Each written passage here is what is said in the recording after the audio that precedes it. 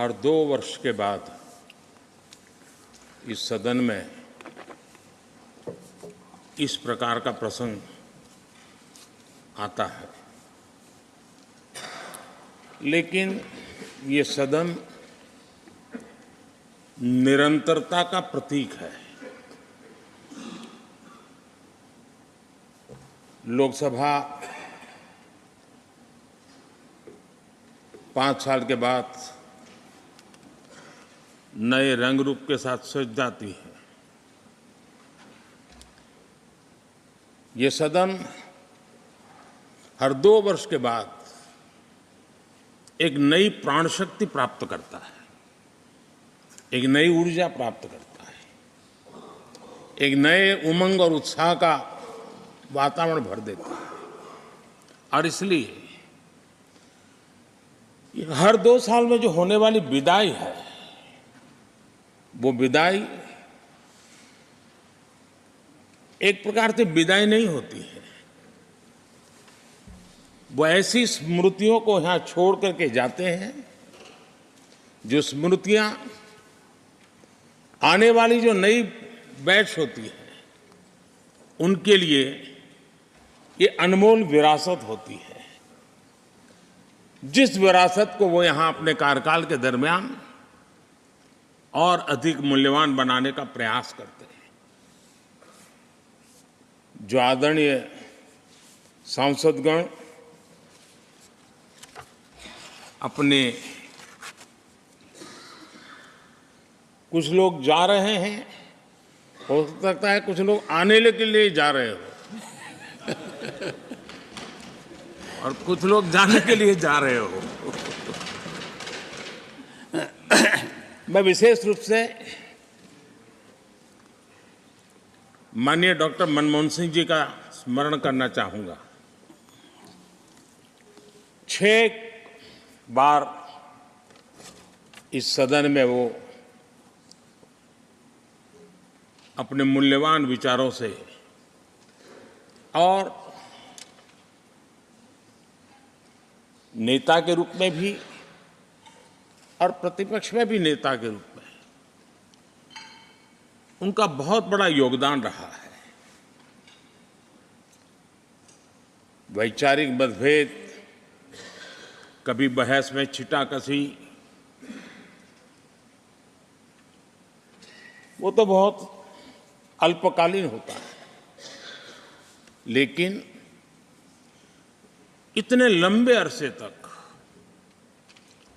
जिस प्रकार से उन्होंने इस सदन का मार्गदर्शन किया है, देश का मार्गदर्शन किया है, वो हमेशा हमेशा जब भी हमारे लोकतंत्र की चर्चा होगी तो कुछ माननीय सदस्यों की जो चर्चा होगी उसमें माननीय डॉक्टर मनमोहन सिंह की योगदान की चर्चा जरूर होगी।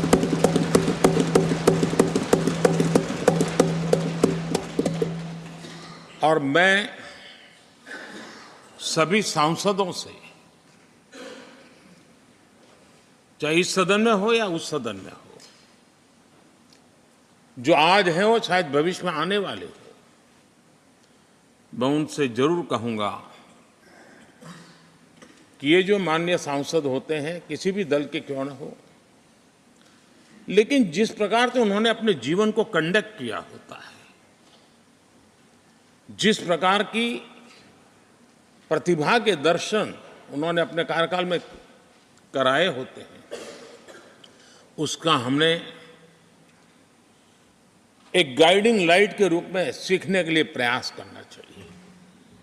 मुझे याद है उस सदन के अंदर लास्ट कुछ दिनों में एक वोटिंग का अवसर था, विषय तो मैं छूट गया मेरा, लेकिन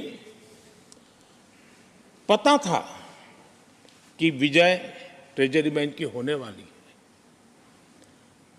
अंतर भी बहुत था, लेकिन doctor Manmohan Singh ji wheel chair में आए, वोट किया।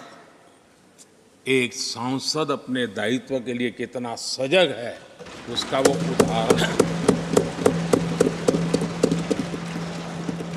वो प्रेरक उदाहरण था।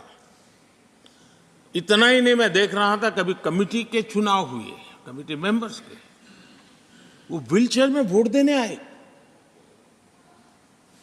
सवाल ये नहीं है कि वो किसको ताकत देने के लिए आए थे, मैं मानता हूं वो लोकतंत्र को ताकत देने आए थे।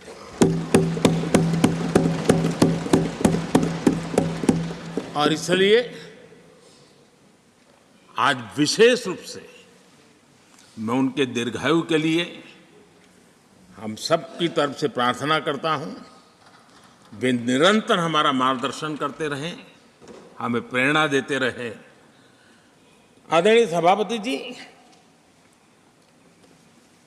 जो हमारे साथी नए दायित्व की ओर आगे बढ़ रहे हैं, इस सीमित विस्तार से एक बड़े विस्तार की तरफ जा रहे हैं, राज्यसभा से निकल करके जनसभा में जा रहे हैं, तो मैं मानता हूं उनका साथ, यहां का अनुभव, इतने बड़े मंच पर जा रहे हैं तब देश के लिए एक बहुत बड़ी पूंजी बन करके निकलेगा।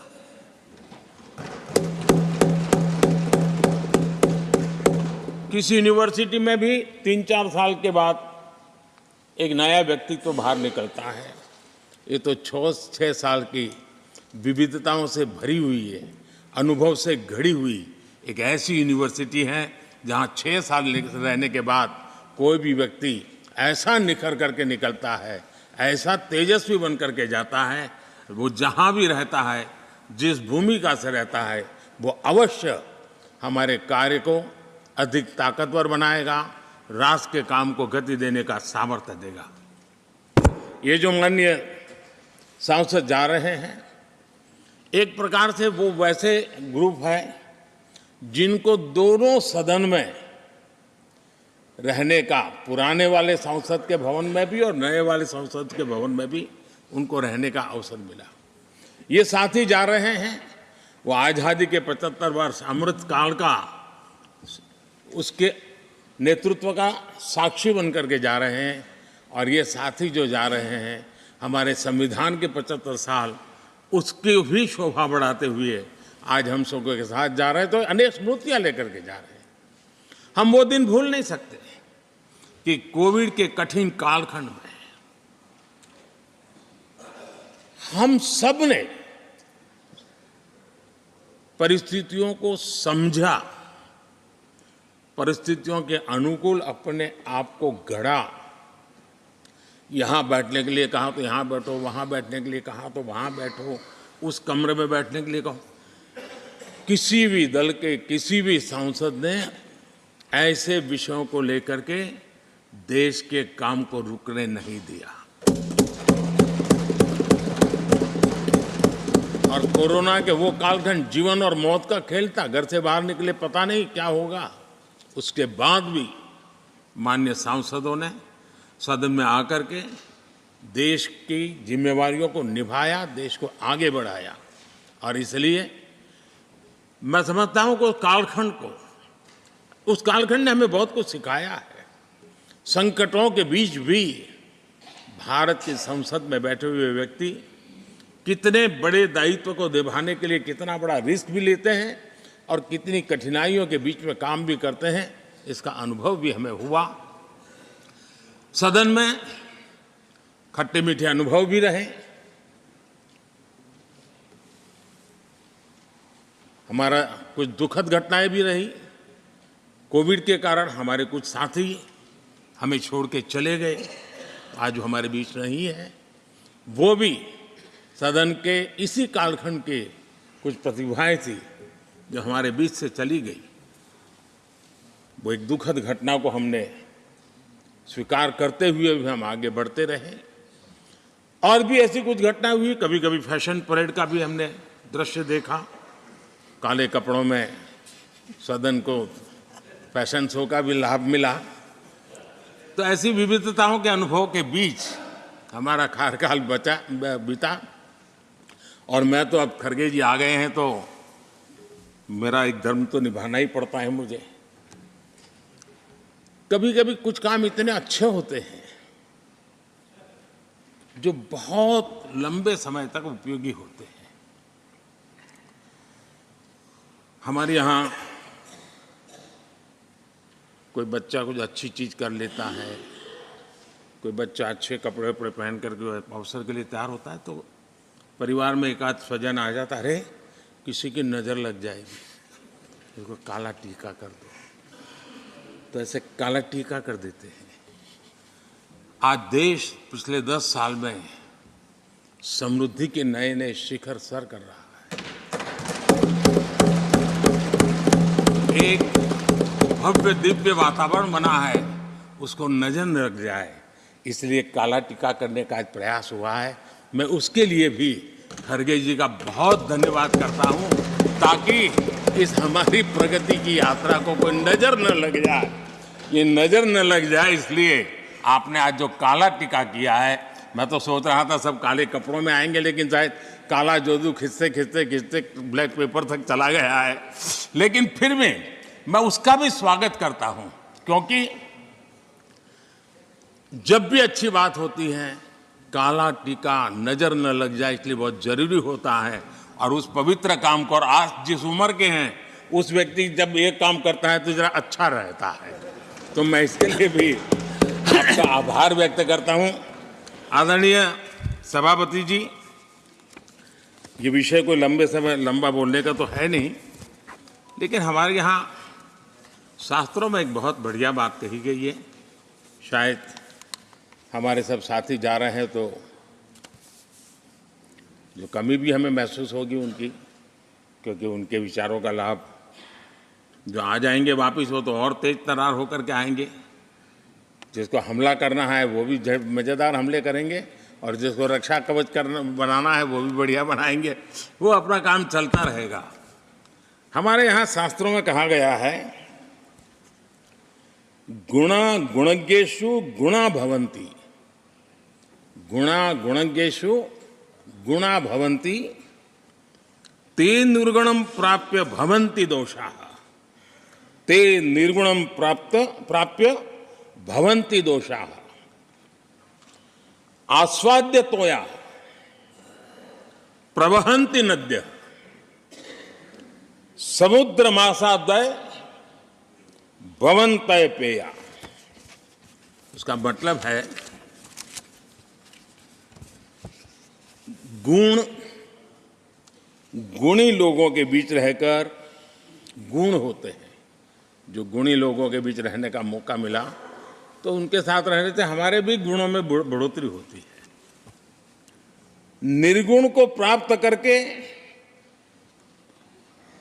वो दोष युक्त हो जाते हैं। अगर गुणियों के बीच में बैठते हैं तो गुण तो बढ़ जाता है, लेकिन गुण ही नहीं है तो दोष बढ़ जाते हैं। और आगे कहा है, नदियों का जल तभी तक पीने योग्य होता है जब वो बहता रहता है। सदन में भी हर 2 साल के बाद नया प्रवाह आता है, और जब तक बहता रहता है, लेकिन नदी कितनी ही मीठी क्यों ना हो, पानी कितना ही स्वादिष्ट क्यों ना हो, लेकिन जैसे ही समुद्र से मिल जाती हैं वो किसी काम की रहती नहीं है। उसमें दोष आ जाते हैं, दोष युक्त हो जाते हैं, और इसलिए समुद्र को प्राप्त करने के बाद पीने योग्य नहीं रहता। मैं समझता हूँ ये संदेश हर एक के जीवन में प्रेरक रहेगा। इसी भावना के साथ जो साथी समाज जीवन के एक बहुत बड़े फलक पर जा रहे हैं, इस जीवंत यूनिवर्सिटी से अनुभव प्राप्त करके जा रहे हैं, उनका मार्गदर्शन, उनका कर्तृत्व राष्ट्र के काम आएगा, नई पीढ़ी को प्रेरणा देता रहेगा। मैं सभी साथियों को हृदय से अनेक अनेक शुभकामनाएं देता हूं। बहुत बहुत धन्यवाद।